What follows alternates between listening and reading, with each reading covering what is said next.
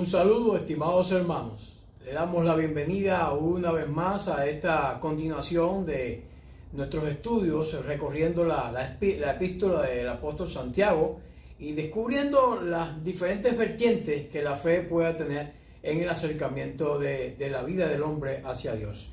Y hoy queremos hablar acerca de cómo la fe va a estar condicionando, va a estar siendo reflejada en nuestras relaciones, en la manera en que interactuamos con el prójimo, que ha sido precisamente el tema de la anterior serie de estudios. Santiago pues se ocupa en el capítulo 2 y queremos invitarle a ustedes a buscarlo. Santiago capítulo 2, los primeros 13 versículos, se encarga de mostrarnos cómo deben ser las relaciones de los creyentes con relación a su Dios. ¿Cómo debe ser nuestra fe? Bueno, una fe que Santiago se encarga de expresarla, que trata a todos por igual, que es importante tener ese respeto, ese cuidado para cada persona, independientemente de su color, sexo, de su orientación, que tengamos ese sentido de tratar a todos de igual manera. Ese es un respeto muy importante y estos versículos se encargan de ofrecernos la connotación necesaria para ellos. Es decir, que desde el comienzo de este capítulo 2, Santiago comienza a abrir, a establecer pautas con relación a el favoritismo, desarraigarlo de nuestras congregaciones y quitarlo de la manera más concisa posible de nuestras vidas. Es por eso que Santiago dice de la siguiente manera: hermanos míos, que vuestra fe en nuestro glorioso Señor Jesucristo sea sin acepción de personas. Qué expresión tan maravillosa la que Santiago está estableciendo en esta epístola. Primero se coloca al mismo nivel de los demás: hermanos míos, que vuestra fe en vuestro glorioso Señor Jesucristo sea sin acepción de personas. Y coloca al Señor en gloria. Era su hermano, pero lo está mirando no en esa relación carnal, sino que lo está reconociendo como el resto del grupo, como el resto de la humanidad, como el Rey de Reyes y el Señor de Señores, que está bien entronizado en su corazón y es quien rige cada uno de los elementos de su conducta. Y ese es el llamado sin acepción de personas. Es decir, que está muy bien ilustrado en esta gráfica que tenemos, una persona con muy buenos zapatos y otros con zapatos que no están todo lo cubierto que debieran. Así manda el Señor, que tratemos tanto a uno como al otro. Y aunque aparentemente el tema aquí puede ser la riqueza o la pobreza, no nos podemos ligar a esa temática, sino que estemos mirando que el favoritismo es lo que ocupa el lugar central. Y esto no son solamente ilustraciones para quitar todos los efectos que el favoritismo puede tener en nuestras vidas. ¿En qué se basa? ¿En qué se basa esta afirmación? Bueno, Santiago está claro que todos los hombres somos creados iguales. Somos creados iguales. Toda la humanidad somos iguales. Sin duda, nada hemos traído a este mundo y, lógicamente, nada tampoco nos podremos llevar de él. Ante Dios no nos podemos jactar de nuestras posesiones, no nos podemos jactar de nuestros logros, ya que todo lo que tenemos ha sido dado por Él, ha sido concedido, ha sido ofrecido por Él. Y es importante que lo tengamos pues presente. Por esa razón, Dios no muestra parcialidad. Dios nuestro no muestra parcialidad. En Hechos capítulo 10, versículo 14, el apóstol Pedro descubre este elemento, aunque más adelante Pablo lo recrimina porque parece que quedaban algunos rasgos todavía de parcialidad, pero él lo reconoce de una manera abierta cuando dice: entonces Pedro, abriendo la boca, dijo: en verdad comprendo que Dios no hace acepción de personas. Hechos capítulo 10, versículo 34. Pero no solamente en esta expresión que Pedro hace, el propio Pablo estaba consciente de que Dios no hacía ningún tipo de acepción y por eso le escribe a los romanos cuando dice: porque no hay acepción de personas para con Dios. Es decir, que es una afirmación corta, enfática y por tanto suficientemente clara para que no exista ninguna sombra de duda rondando al respecto. Está perfectamente claro, Dios no hace acepción de personas. Y este es un concepto que se repite en la mayoría de las epístolas paulinas, también se repite en Efesios, en Colosenses. Pedro también hace mención de ella y ya miramos cuando él comienza a descubrir estos elementos, pero también en su epístola él hace mención de ese sentido. Es decir, que Dios no hace acepción de personas bajo ningún concepto. Y si Dios nos da ese ejemplo, ¿qué debemos hacer? Evidentemente, mis hermanos, seguir sus pasos. Es por eso que este versículo 1 dice, hermanos míos, Santiago está usando un modo muy, con mucha frecuencia ha estado usando a lo largo de su epístola, hermanos míos. Él llama hermanos a los creyentes en el glorioso Señor Jesucristo. Y eso habla de su convencimiento. Es decir, que desde el principio de la epístola, él ha venido manejando el término hermanos, hermanos en la fe. Dice en el capítulo 1, versículo 3, que ya estudiamos en la semana anterior. Ahora le dice a los creyentes en Jesucristo. Es decir, que está hablando que es muy importante su fe depositada de manera personal y creciente en el Señor Jesucristo, aquel que está en gloria. Es decir, nuestro glorioso Señor que mora en gloria. Esa es una descripción bien interesante y maravillosa de esta epístola. El adjetivo descriptivo glorioso debe llamarnos la atención. Se utiliza en este pasaje y muestra el contraste de nuestro Señor Jesucristo y el oro o las riquezas del mundo. Es decir, que por encima de cualquier tipo de joya, de cualquier tipo de riqueza que aparentemente sean deslumbrantes y que sean muy gloriosas, por encima de todo eso está precisamente el Señor Jesucristo con toda su gloria y con toda su majestad. Por lo tanto, los hermanos a los cuales hace mención en este versículo 1, deben colocar su vista fija en ese glorioso Señor Jesucristo y no mirar para nada de ninguna de aquellas nimiedades que son esas pequeñas riquezas terrenales que algunos de la congregación o de fuera de ella pues podían estar exhibiendo. Es decir, todo era un ropaje exterior. Y Santiago está llamando la atención de que no seamos parcial o no nos dejamos confundir por ese ropaje exterior, sino que estemos más bien pues tratando a todo el mundo de igual manera o de igual forma. En los próximos versículos de esta sección, Santiago va a estar detallando las razones por las cuales los creyentes no debemos mostrar favoritismo. Es decir, esto es lo que vamos a estar mirando precisamente, de qué manera esto puede quitarse de nuestras vidas y tener una iglesia conforme a lo que Santiago nos está recomendando en este capítulo 2. Dice, si lo hacéis, os habéis convertido en jueces de malos pensamientos. Lo dice en el versículo 4, que más adelante vamos a estudiar un poquito más en profundidad. No quiere para nada que seamos jueces en ese sentido. Es importante entonces que tratemos a todos por igual sin tener en cuenta o sin reparar la condición social. Dice el versículo 2 y 3.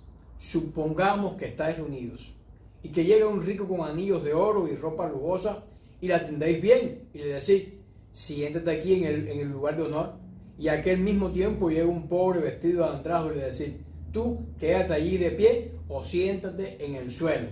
Están tratando a las personas con cierta distinción y a otros lo están repudiando o lo están colocando en un lugar que esté destinado para personas de su clase.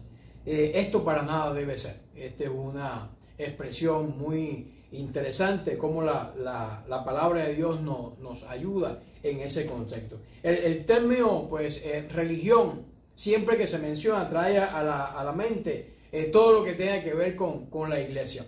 Y quizás esta sea la razón por la cual Santiago recurre a este término, pues religión.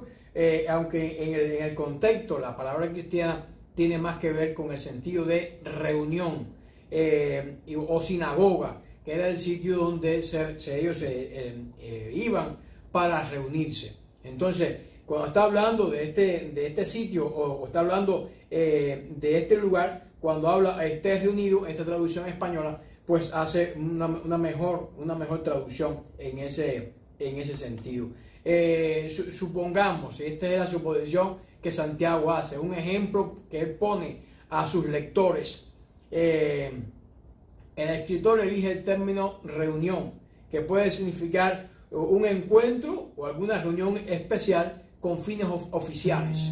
Se reúne, pudiéramos decir, el alcalde, los magistrados, la iglesia en sentido general, pudiera mirarse desde ese ángulo, ¿no? Pero la opinión más favorecida es que era un culto, que era un servicio que había en aquel lugar donde llegaban las personas. Y la intención probablemente es que los creyentes debe prevalecer entre ellos el esnovismo, es decir, ese sentido de tratar con sencillez y con igualdad a cada uno.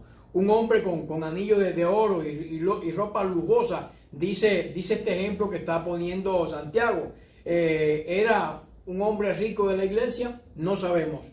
Se trataba de un visitante. Santiago no se detiene a demostrar ni una cosa ni la otra. Solo comienza a mostrarnos este ejemplo y la manera en la cual nuestra fe se relaciona con las personas que pueden estar llegando, sean de la congregación o sean fuera de ella, pero se están acercando a esa reunión que está celebrándose en el nombre de Dios. Es decir, no sabemos si una persona con autoridad en la iglesia local o era el centurión de una sinagoga.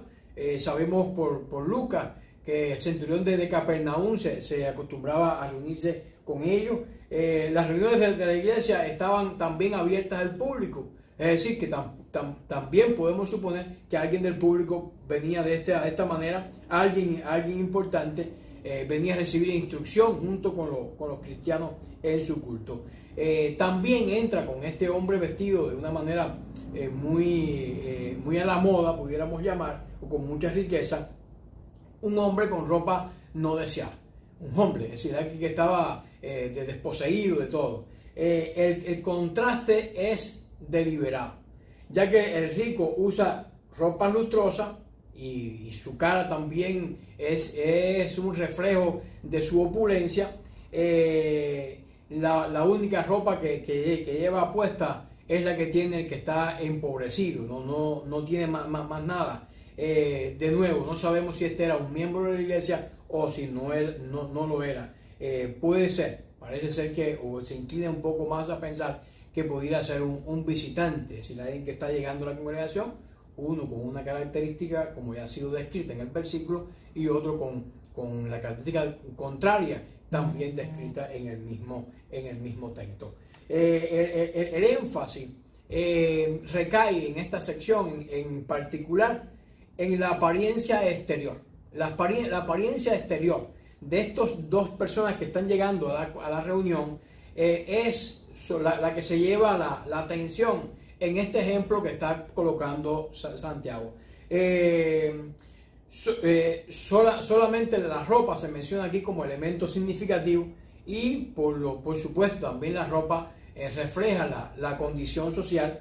Estos dos individuos, uno es rico y el otro probablemente pobre y no tiene absolutamente nada. ¿Cuál es la reacción? ¿De qué manera la congregación reacciona? ¿De qué manera debemos reaccionar tú y yo ante este ejemplo que Santiago le está poniendo a todas las iglesias de la dispersión? La reacción inmediata de los miembros de la iglesia es demostrar una diferencia entre el pobre y el rico. Al rico le ofrecen un asiento, un lugar importante. En la sinagoga de estos días, los escribas y los fariseos solían tener esos puestos importantes. De hecho, Jesucristo también menciona esto, que ellos amaban esos puestos importantes dentro del lugar de reunión, de la sinagoga en este caso, para tener sus asambleas. Y parece que esta idea aunque debemos recordar que estos eran los dispersos, posiblemente, o la dispersión de la iglesia de Jerusalén, tenían mucho que ver con las prácticas del judaísmo, y a lo mejor todavía estos elementos formaban o conformaban parte de su cultura, de su manera de tratar. Y esta es la manera en la cual Santiago está poniendo orden a este concepto. Ellos ocupaban asientos importantes, pero ahora no debe ser de esa manera. Y es el llamado que Santiago está haciendo a la iglesia de cada uno de ellos. Porque recordemos que estos son todos los que habían sido dispersos, estaban en diferentes lugares, diferentes congregaciones, diferentes reuniones. Es una máxima que todos debemos estar cumpliendo. El versículo 4 dice: ¿vosotros no juzgáis en vosotros mismos, o sois hechos jueces de pensamientos malos? Evidentemente, si se lanza esta pregunta, quiere decir que este era un problema que existía en ese tiempo. De lo contrario, no tiene sentido pues hablar acerca de esta situación. Y a lo mejor también en algunas congregaciones es un problema de esta naturaleza. Hay una historia acerca de Mahatma Gandhi, que en una ocasión entró a una congregación y le asignaron por su condición social ciertas posiciones dentro de la iglesia, y eso pues hizo que Gandhi, que iba buscando su verdad y demás, pues se apartara un poco de la congregación o de las congregaciones en ese sentido. Y es importante, entonces Santiago está llamando la atención que tengamos presente que esta acepción de personas puede crear o juzgar por las apariencias, pues puede ser muy contraproducente. Miren qué tremendo líder Gandhi, qué tremendo. Si hubiese sido un pastor, quizás hubiese sido una persona que hubiese arrastrado a todas las multitudes de la India a los pies de Jesucristo. Entonces es muy importante tener estos conceptos bien claros. Santiago no se está refiriendo a los jueces oficiales, como a los jueces que estaban oficialmente designados en la iglesia.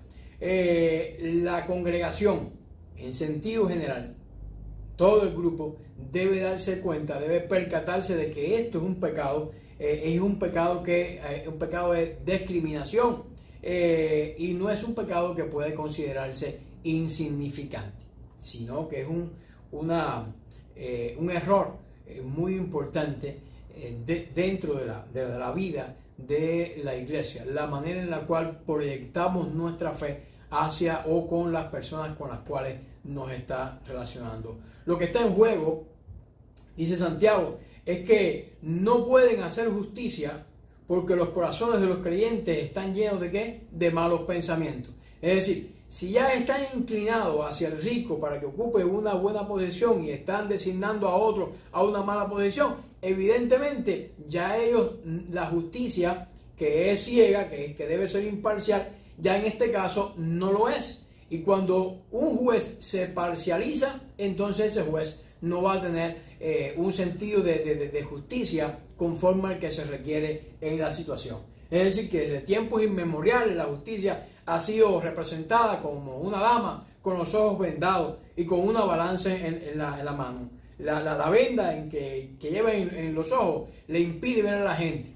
Y eso implica que no puede saber si una persona entró con vestiduras ricas o otro entró con vestiduras pobres. Y eso precisamente muestra la imparcialidad de la justicia, el sentido de imparcialidad de la justicia. En el contexto de la fe cristiana, la práctica de discriminación es exactamente lo opuesto. Es amar al prójimo como a uno mismo. Entonces, si no estamos amando como a nosotros mismos porque estamos mostrando el amor hacia una persona que tiene posesiones y no estamos mostrando el mismo amor hacia otra persona que no lo tiene, ya estamos incurriendo en un pecado de favoritismo y no estamos cumpliendo el mandamiento que la Escritura, que la palabra de Dios nos está regalando. En segundo lugar, es una fe que honra al Padre.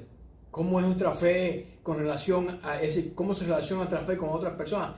Una fe que está honrando al Padre. Continúa Santiago en los versículos del 8 al 9, está hablando con relación a ese sentido de la fidelidad, de la herencia y demás. Dice Santiago de la siguiente manera: hermanos míos, amados, oíd, ¿no os ha elegido a Dios a los pobres de este mundo para que seáis ricos en fe y herederos del reino que ha prometido a los que lo aman? ¿No es eso lo que ha hecho Dios?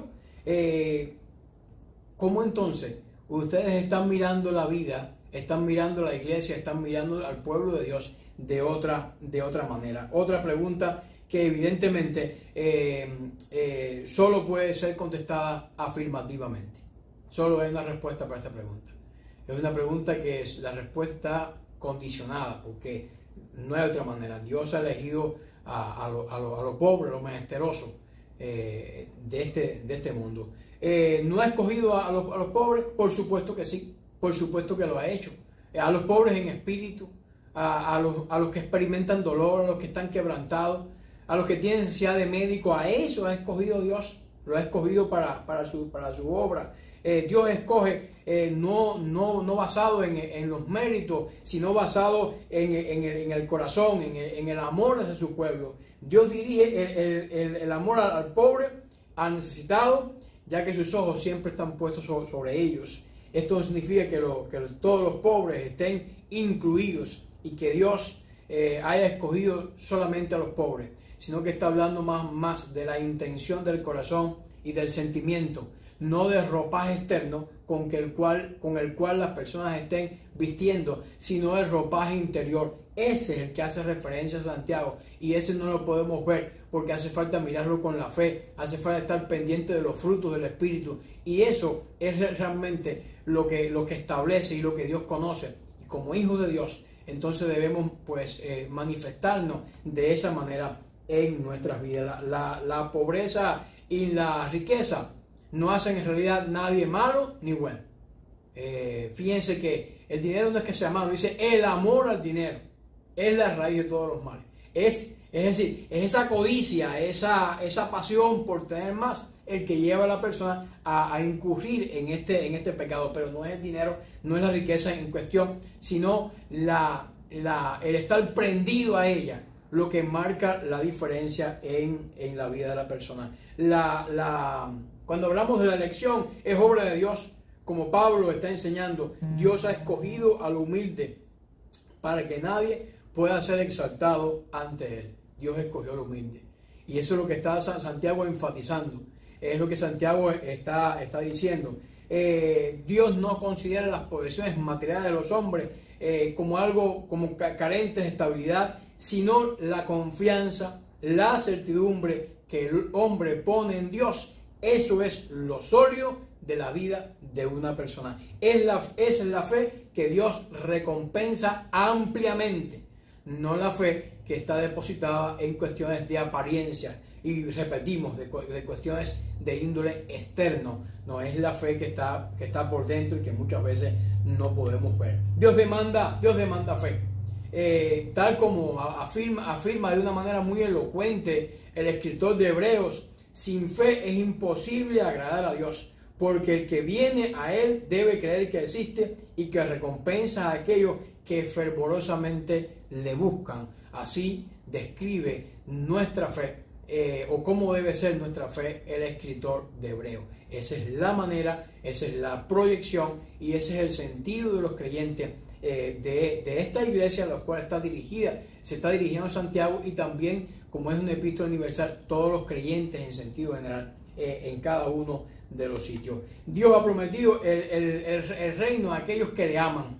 Esos son los que van a tener el reino, a los que le aman, no a los que visten de una manera o los que otra, no los que tienen dinero o los que no tienen. No es esa cuestión. Los que le aman son los que van a tener ese espacio en el reino. Aunque la palabra reino aparece solamente en este lugar en la epístola, porque más bien la expresión que Santiago usa es la corona de la vida que da Dios. Esta es la única mención que hace como sinónimo a esa corona de vida. Es decir, lo ve como el reino de Dios acercándose. Es lo que Santiago nos está queriendo mostrar. El versículo 6 dice de la siguiente manera: mas vosotros habéis afrentado al pobre, no os oprimen los ricos con tiranía, y ellos os llevan con violencia a los juzgados. ¿No es esto lo que ocurre en la vida práctica? ¿Cómo es posible entonces que ustedes estén como congraciándose? Algunos lo llamarían chicharronería, acercándose para buscar algún tipo de prebenda o algún tipo de beneficio.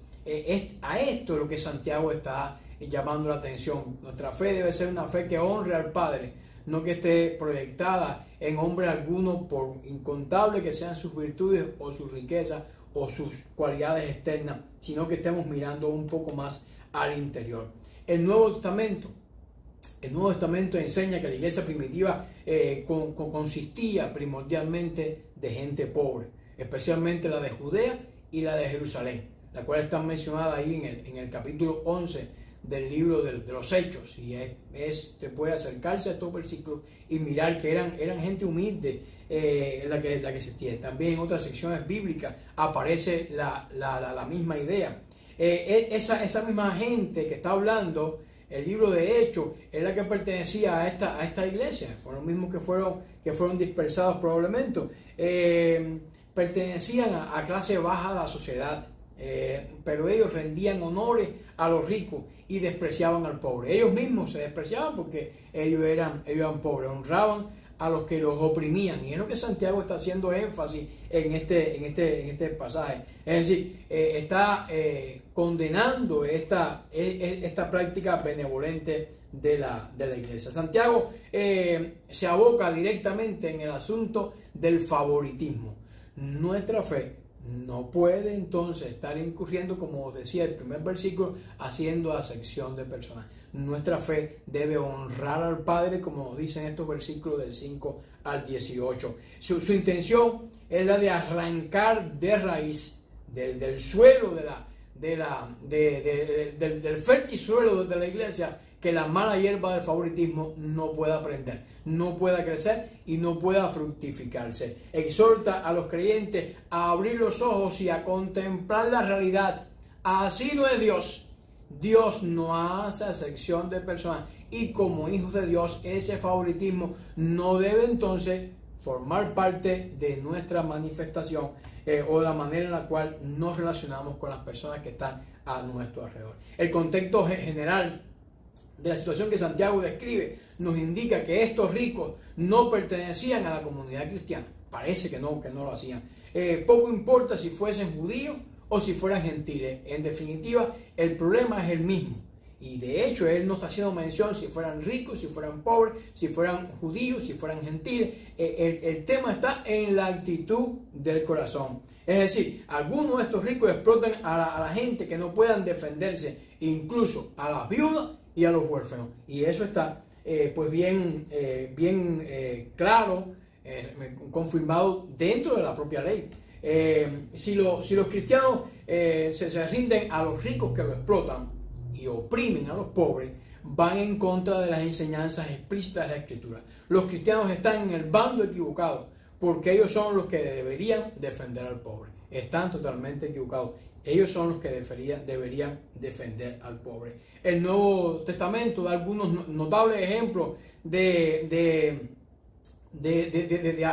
apóstoles que fueron llevados a las cortes por judíos y gentiles. Hechos capítulo 5, versículo 17, dice que judíos y gentiles llevaron a los discípulos a la corte. Los ricos y los influyentes arrastraban a los pobres judíos a las cortes para acusarle falsamente. De eso nos cuenta prácticamente en su totalidad que el libro de los Hechos, una práctica que parecía como común en la incipiente iglesia, en la iglesia primitiva, que estaba a punto de cambiar el mundo. Entonces evidentemente esta práctica no podía entrar dentro de la iglesia, porque se iba a convertir en que estos mismos ejemplos mundanos iban a estar interiorizando a la congregación de cada uno de los hijos de Dios, ya que fuesen judíos o gentiles. Estos recibían honra y respeto de aquellos cristianos en las mismas cortes. Entonces era algo totalmente contradictorio. Si estos cristianos no hubieran estado contaminados por el pecado del favoritismo, hubieran permanecido leales a los pobres, hubieran soportado la injusticia y hubieran demostrado así que tenían la mente de Cristo.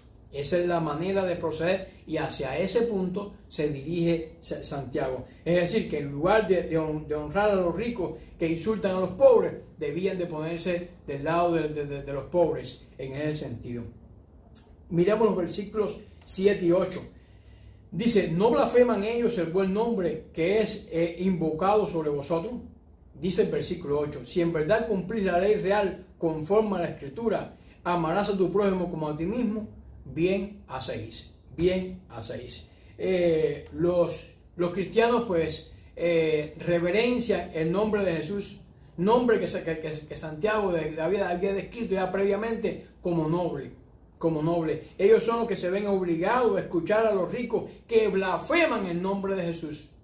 Y a pesar, cuando entran a la congregación, entonces lo reciben con una mayor trascendencia, una mayor importancia que el resto de las personas. No está bien. Ese pecado de favoritismo, si persiste hasta hoy en la actualidad, de igual manera no está bien en nuestras congregaciones. Si guardan silencio mientras los ricos calumnian a los nobles en el nombre, ellos mismos están en contra del mandamiento de Dios, porque Dios dice que amemos al prójimo. Y Santiago va directamente al meollo del asunto, sin evitar detalles. Vale decir que está interesado en escudriñar las Escrituras para encontrar un mandamiento en particular acerca del pecado del favoritismo. Él afirma más bien el principio fundamental de la ley de Dios, a la cual Jesús se refiere y habla acerca de esa necesidad de amar al prójimo, ¿Y quién es el prójimo? Tenemos que remitir entonces al estudio anterior, a la serie anterior. El creyente debe cumplir con la ley suprema de Dios, dada por las Escrituras. El hacer la voluntad de Dios y evitar caer en el pecado del favoritismo. Evitar a toda costa caer en el pecado del favoritismo. Dios no muestra favoritismo. Ya le habíamos citado el pasaje de Romanos capítulo 2, versículo 11, dice que Dios no hace excepción de personas. Al contrario, Dios demuestra que su amor al pobre y también demuestra su amor al rico. Dios ama a todos por igual. Y una prueba de ello es que hace salir el sol tanto para buenos como para malos. Llueve tanto para uno como para el otro. Es decir, que no hay ningún tipo de diferencia entre una persona y otra. Dios no hace acepción de personas. Un pastor decía que Dios no tiene hijos pitongos o hijos predilectos, que todos somos iguales delante de Dios. Si Dios es imparcial, entonces también los creyentes debemos mostrar amor para con toda la gente, sin ningún tipo de discriminación al respecto. Y ese debe ser el sentido o lo que Santiago nos está diciendo. Santiago se refiere evidentemente en todos estos versículos al pecado del favoritismo que sus lectores cometen y que todavía puede estar formando parte de la iglesia moderna. Por consiguiente, añade que cuando se muestran parciales, de acuerdo a lo que Deuteronomio 1:17 dice, quedan condenados. ¿Por qué ley? Por la ley del amor. Cuando usted muestra parcialidad, queda condenado. ¿Por qué ley? Por la ley del amor. Por la ley del amor. Esa es la condena posiblemente más grande que pueda tener una persona. En tercer lugar, una fe que reverencia la piedad. Debe ser nuestra fe que se relaciona con otras personas. Una fe que reverencia a la piedad. Dice el versículo 10 y 11 de la siguiente manera. En efecto, cuando uno cumpla toda la ley, si pega contra un solo precepto, quebranta toda la ley. Porque el que ha dicho, no cometerás adulterio, también dijo, no matarás. Por lo tanto, si evitas el adulterio pero cometes homicidio, te haces culpable de la ley. Y si juzga, pues de igual manera pues lo está haciendo. Los judíos del tiempo de Santiago, a los que Santiago se escribe, establecían una distinción entre las leyes más importantes y las leyes menos significativas. Ejemplo, ellos consideraban que la ley del descanso sabático, el guardar el sábado, era una ley primordial, era apremiante, era algo que no se podía violar. Recordemos siempre los grandes conflictos que tuvo Jesús con los fariseos, con los saduceos, por este elemento de en algún momento pues tomar espigas el sábado, sanar personas también día sábado, en fin.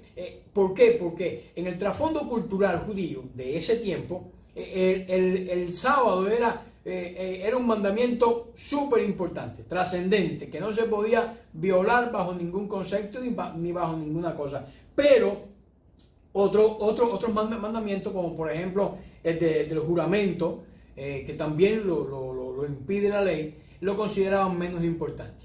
Es decir, ese lo podían hacer, unas veces sí, unas veces no, lo consideraban menos importante.